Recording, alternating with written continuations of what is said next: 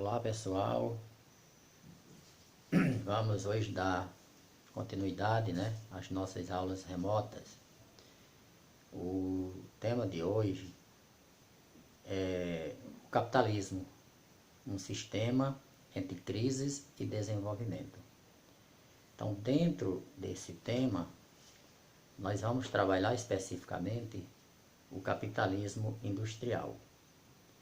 Durante a fase do capitalismo industrial, perduraram três doutrinas principais que nós vamos ver a seguir. A primeira doutrina, a doutrina econômica liberalista. Essa doutrina econômica liberalista, ela perdurou aproximadamente de 1800 até 1932.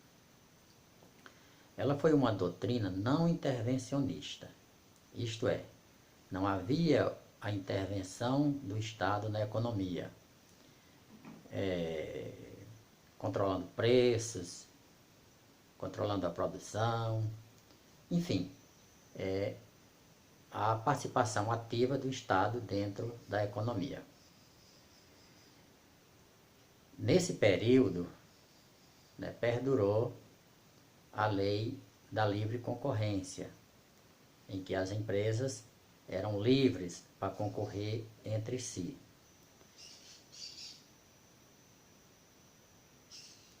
Perdurava também a lei da oferta e da procura. Quanto maior a oferta, se a oferta é grande, os preços caem, se a oferta é pequena, os preços aumentam. Então existe aí uma lei de mercado, que gerencia, que administra, digamos assim, a produção e o comércio, Então é uma situação em que os preços das mercadorias são controlados pela lei da oferta e da procura. Repito, se a oferta é grande e a procura é pequena, os preços das mercadorias tendem a cair. Por outro lado, se a procura é grande e a oferta é pequena, os preços tendem a aumentar. Também, nessa época, perdurava a lei da mão livre. Oferta grande, você considere uma balança. Quando a oferta é grande, é porque a procura é pequena. Quando a procura é pequena, a oferta é grande.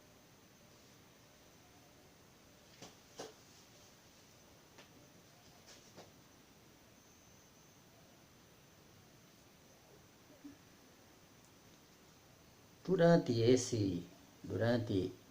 esse período,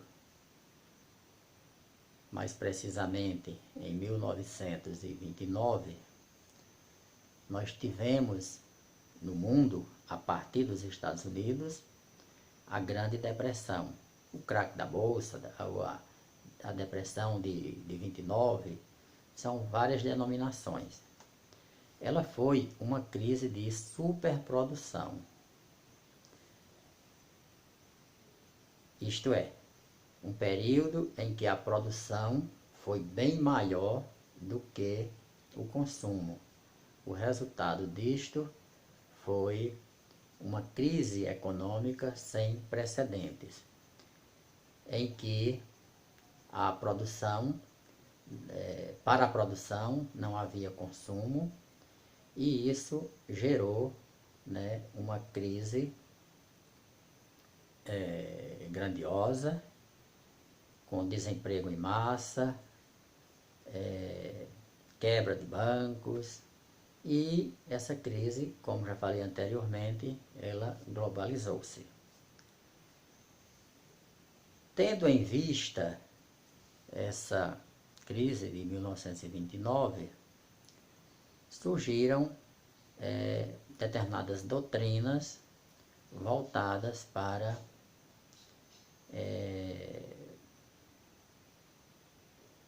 solucionar tal problema. Dentre elas, a doutrina keynesianista. Essa doutrina keynesianista, ela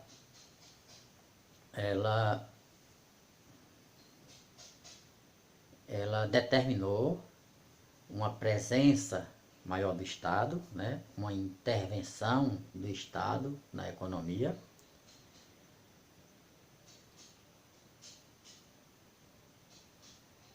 a não concorrência, a não lei da oferta e da procura e a não lei da mão livre.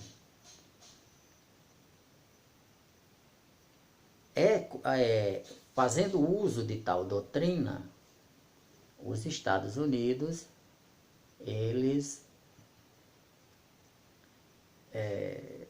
deram início ou começaram a dar resposta para os problemas econômicos internos do país através do aumento de gastos públicos,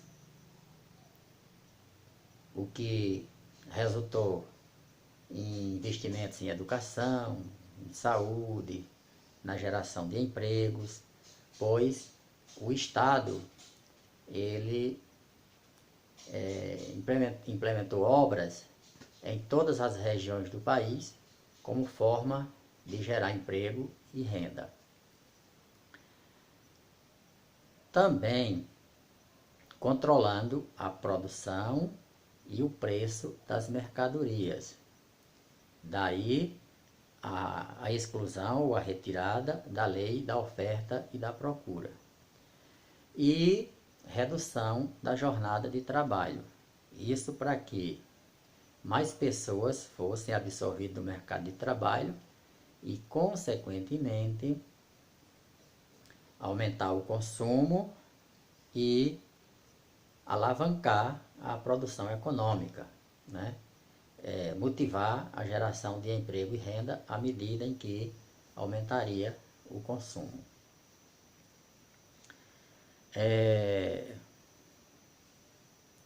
Essa doutrina keynesianista, ela teve início no ano de 1932 e perdurou até 1945. Durante essa época intervencionista, deu-se início ao estado de bem-estar. E como seria o estado de bem-estar? Que política é essa? Mais investimento, né? O Estado passou a investir em educação, saúde, saneamento básico. E de onde viriam os recursos para suprir essas necessidades? Carga tributária. O Estado passou a cobrar tributos maiores da população para que dessa forma essas necessidades elas fossem supridas através desses recursos coletados através de impostos.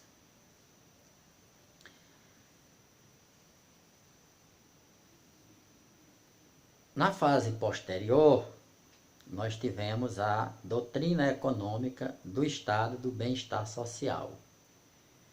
A partir de 1945, né, após 1945, e ela perdurou por um determinado período aí posteriormente. Ela também é uma política não intervencionista, não lei da concorrência, não lei da oferta e da procura. Uma situação em que a participação do Estado é muito leve na economia. Não existe um controle efetivo do Estado na economia. Agora, é interessante falar sobre